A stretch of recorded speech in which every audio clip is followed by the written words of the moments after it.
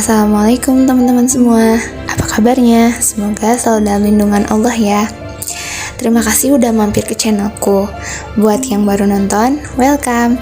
Channelku seputar marriage life, tips, dan motivasi. Video kali ini aku mau share tentang caraku budgeting setiap bulannya. Kenapa? Karena aku pengen share aja hal positif yang terjadi di kehidupanku setelah aku mengenal budgeting keuangan. Dulu, tiap gajian rasanya kaya banget dalam seminggu. Bisa beli apa aja. Pas masuk pertengahan bulan, mulai bokek. Sering banget uang tabungan ditarik lagi di pertengahan bulan buat mencukupi kebutuhan, gegara gak keatur sama sekali, supaya bisa sampai ketemu gajian lagi. Nah, setelah belajar sedikit-sedikit tentang budgeting, selama nikah ini aku mau share caraku ngatur pendapatan ya teman-teman. Siapa tahu ada yang punya pengalaman yang sama denganku. Kalian bisa share di kolom komen ya. Pertama-tama, aku selalu bikin list pengeluaran dulu. Ada pengeluaran tetap dan tidak tetap di buku ini. Sebenarnya ini buku disatuin aja sama bullet journal ya teman-teman, biar satu buku ringkes gitu. Nah, aku bikin dulu list kewajiban kita setiap bulannya yang sifatnya mutlak gitu, nggak bisa diganggu gugat. Jadi ada pengeluaran yang sifatnya tetap dan tidak tetap. Kebutuhan dan pengeluaran setiap keluarga beda-beda ya teman-teman, jadi nggak bisa disamain. Ini misalnya kisaran gaji 4-4,5 juta. Ini berdasarkan pengalaman aku ya teman-teman. Dulu sebelum nikah tuh bener-bener gak bisa ngatur keuangan teman-teman. Setiap bulannya pasti kayak harus ngambil dan narik lagi uang tabungan. Jadi tabungannya gak ngumpul-ngumpul karena ya keseringan diambilin gitu. Gak bikin pos-pos keuangan, mana yang diprioritasin, kayaknya berantakan banget gitu. Setelah menikah, terus bikin bullet journal setiap pekannya, tahu apa yang mau dimasak, jadi bener-bener bikin perencanaan gitu teman-teman. Meskipun gak sempurna, tapi aku belajar untuk mengatur segalanya dengan ya sebisaku. Gimana caranya biar gak mubazir makanan, gimana caranya tetap bisa cukup dengan rezeki yang Allah kasih. Ya, bersyukur adalah poin sih teman-teman. Nah, kita masuk ke poin pengeluaran tetap. Di sini poin yang pertama ada sedekah, nabung, orang tua, sama mungkin kalau yang punya cicilan atau iuran, terus kontrakan. Nah, aku masukin list ini sebagai pengeluaran tetap. Jadi di sedekah itu sebenarnya nominalnya bisa berubah sih, tapi sejauh ini kita masih masukin ke pengeluaran tetap di 150.000. Nabung 200.000 teman-teman. Jadi aku punya prinsip sedikit tapi yang penting ngumpul gitu, nanti lama-lama jadi bukit.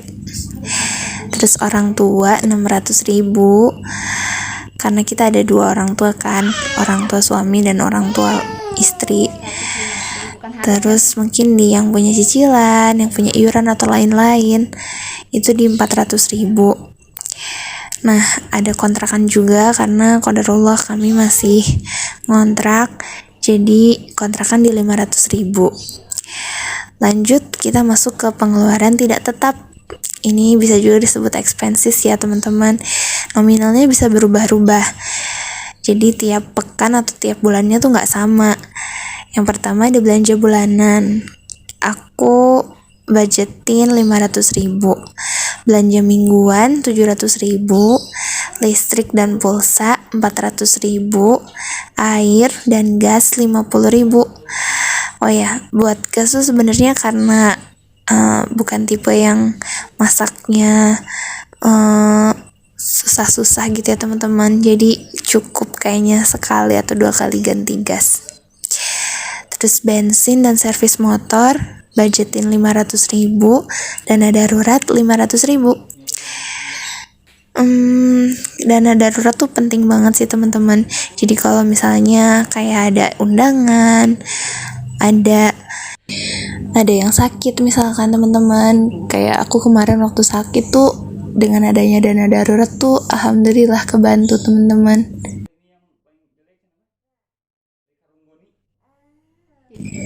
Nah, kalau ada sisa dari belanja bulanan, mingguan, atau sisa kebutuhan dari tiap bulannya atau tiap bulan sebelumnya tuh biasanya aku simpan. Nah, baru kali ini aku belajar sinking funds nih teman-teman.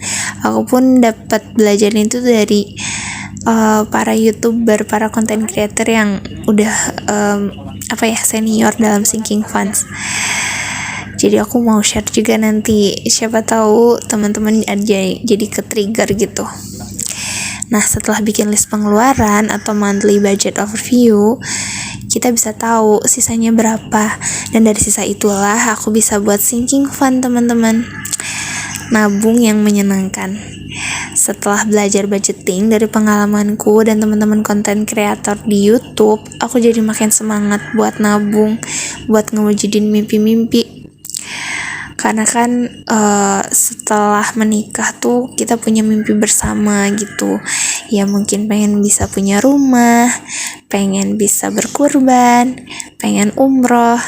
Nah itu kan mimpi-mimpi yang mungkin jangka panjang gitu ya teman-teman. Jadi lewat sinking funds kayaknya ya menabung tuh jadi sesuatu yang candu gitu. Meskipun ya harus ada pengorbanan ya teman-teman, menahan keinginan dan qanaah aja gitu dengan apa yang udah Allah kasih. Kalau kita punya mimpi ya berarti harus ada sesuatu yang dikorbanin.